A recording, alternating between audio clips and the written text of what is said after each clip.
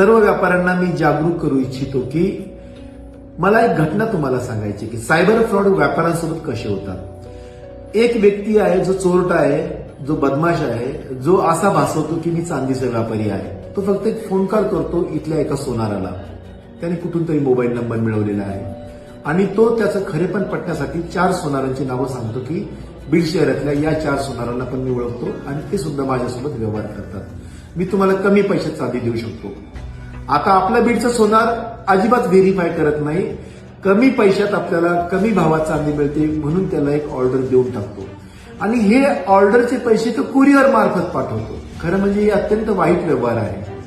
कुरिअरच्या सुरक्षित व्यवहार नाही, त्याची जोखीम आपण पत्करली आणि समोरच्या माणसाची खात्री न करता आपण त्याला पैसे पाठवले। नंतर तो माणूस याचे फोनला रिस्पॉन्ड करत नाही। 3.25 लाख रुपयाची फसवणूक यामध्ये व्यापाराची होती।